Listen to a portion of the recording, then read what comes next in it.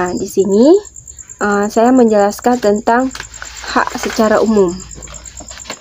Adapun yang dimaksud hak secara umum yaitu tentang sesuatu hal yang benar, milik, kepunyaan, kewenangan, kekuasaan untuk berbuat sesuatu karena ditentukan oleh undang-undang, aturan, dan sebagainya. Kekuasaan yang benar atas sesuatu atau menuntut sesuatu, derajat, martabat, dan wewenang menurut hukum. Jadi di sini kan dijelaskan bahwa hak itu adalah suatu yang benar dan milik kepunyaan dia sendiri. Dan di sini kekuasaan yang benar atas sesuatu atau untuk menuntut sesuatu, derajat atau martabat, dan wewenang menurut hukum. Jadi jika hak ini tidak dilaksanakan dengan baik, maka hukum akan menegakkan keadilan. Yang kedua, perlindungan. Perlindungan secara umum berarti mengayomi sesuatu dari hal yang membahayakan atau lebih bersifat negatif. Sesuatu itu bisa saja berupa kepentingan maupun benda ataupun barang. Jadi perlindungan ini kan mengayomi sesuatu hal yang bahaya. Jadi kita melindungi dia dari sesuatu hal yang bahaya.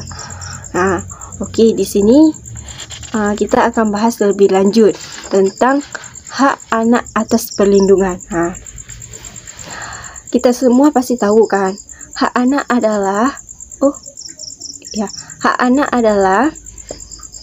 mendapat kasih sayang yang sempurna dari orang tuanya, kesehatannya yang cukup dijaga, itu hak anak.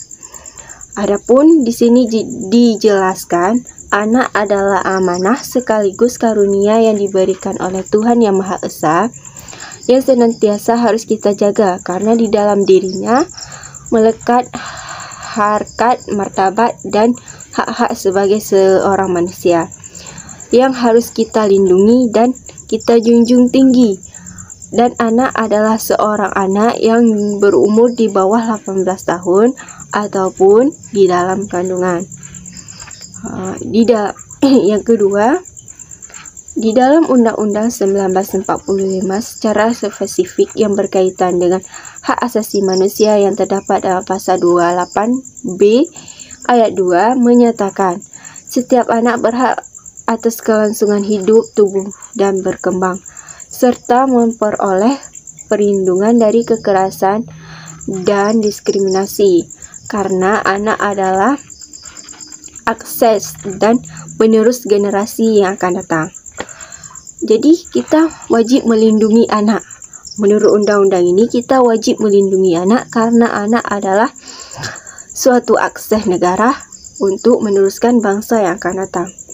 Yang kedua, perlindungan anak adalah segala kegiatan untuk menjamin melindungi anak dan hak-haknya agar dapat hidup, tumbuh, berkembang, dan berpartisipasi secara optimal sesuai dengan harkat dan martabat kemanusiaan, serta mendapat perlindungan dari kekerasan dan diskriminasi. Yang dimaksud di sini yaitu kekerasan yang terdapat pada orang tuanya. Ada kebanyakan orang tuanya itu keras mendidiknya. Disitulah kita melindungi anaknya dari kekerasan orang tuanya.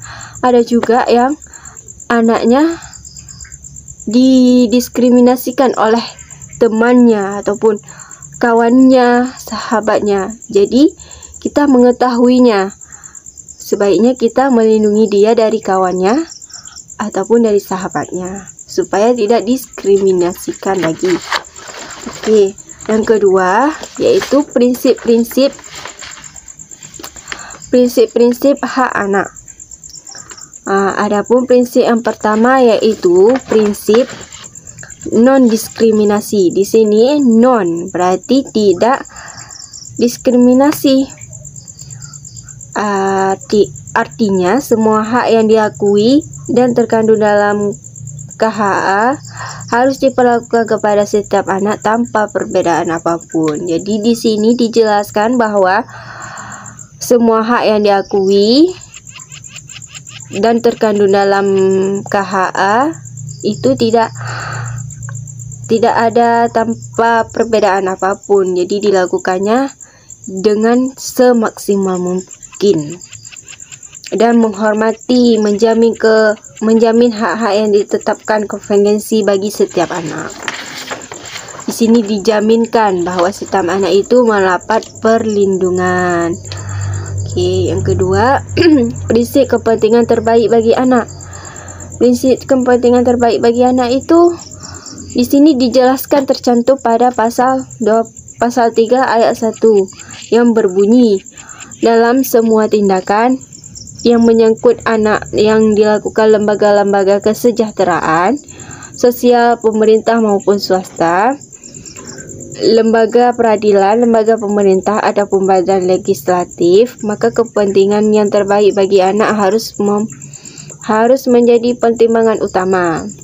Adapun yang ketiga yaitu prinsip hak hidup, kelangsungan hidup dan perkembangan. Di sini yaitu prinsip hak hidup seorang anak, kelangsungan hidupnya dan juga perkembangannya. Jadi negara sini mengakui bahwa setiap anak memiliki hak yang melekat atas kehidupannya. Oke, yang keempat, prinsip pelanggaran terhadap pendapat anak. Prinsip pelanggaran terhadap pendapat anak ada dalam pasal 12 ayat 1. Di sini yang berbunyi, negara berhak menjamin anak-anak yang mempunyai pandangan sendiri memperoleh hak menetapkan pandangan-pandangan secara bebas dalam sesuatu hal yang mempengaruhi anak. Di sini maksudnya pandangan-pandangan yang bebas yaitu berpikir secara logis, tapi tidak merujuk kepada hal yang negatif. Dan pandangan tersebut akan dihargai sesuai dengan tindakan usia dan kematangan anak. Jadi di sini di prinsip yang keempat ini, anak akan dihargai, akan dapat penghargaan itu ketika usianya sudah mencukupi dan kematangan anaknya sudah cukup bagi dirinya sendiri, baru itu mendapat penghargaan. Oke, sekian materi dari saya sendiri. Baik, saya akan menjelaskan sedikit tentang hak anak. Anak juga berhak untuk mendapatkan perlindungan dari perlakuan diskriminasi, yaitu perlakuan kelompok minoritas yang menyudutkan kelompok minoritas karena perbedaan suku, ras, agama, jenis kelamin, dan status sosial.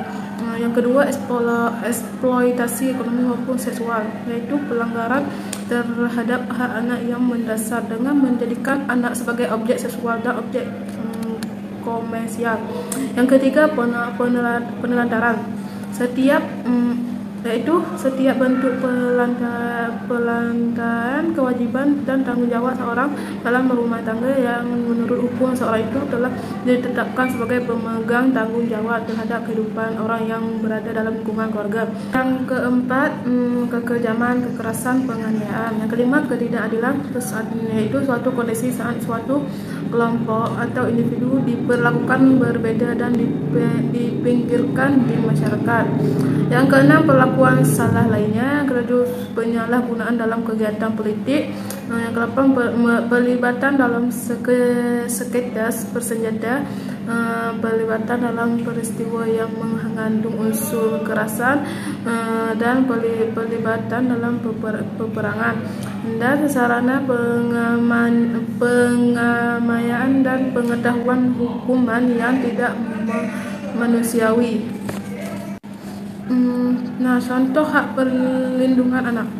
Di sini ada dua hak contoh perlindungan anak, yaitu anak berhak mendapat kebutuhan makanan dan minuman serta tempat perlindungan. Anak juga mendapatkan pendidikan formal di usianya. Yang kedua, anak berhak mendapatkan perlindungan dan keamanan. Kesimpulannya adalah perlindungan anak adalah segala kegiatan untuk menjamin dan melindungi anak dan hak-haknya agar dapat hidup, tumbuh, berkembang, dan berpartisipasi secara optimal sesuai dengan harkat dan martabat kemanusiaan, serta mendapat perlindungan dari kekerasan dan diskriminasi, misalnya seperti berhak atas kasih sayang orang tua, asi eksklusif, akte kelahiran, dan lain sebagainya. Di sini ada juga prinsip-prinsip perlindungan anak. Pertama, asas non-diskriminasi atau non-discrimination. Yang kedua, asas kepentingan terbaik bagi anak atau the best of shield. Yang ketiga, asas hak untuk hidup, kelangsungan hidup, dan perkembangan atau disebut survival and development of child. Yang keempat, asas penghargaan terhadap pendapat anak. Di sini ada juga setiap anak berhak untuk memperoleh perlindungan, yaitu perlindungan penyalahgunaan dalam kegiatan politik, pelibatan dalam sengketa bersenjata, pelibatan dalam keseluruhan sosial, pelibatan dalam peristiwa yang mengandung unsur kekerasan, dan pelibatan dalam peperangan. Sekian dan terima kasih.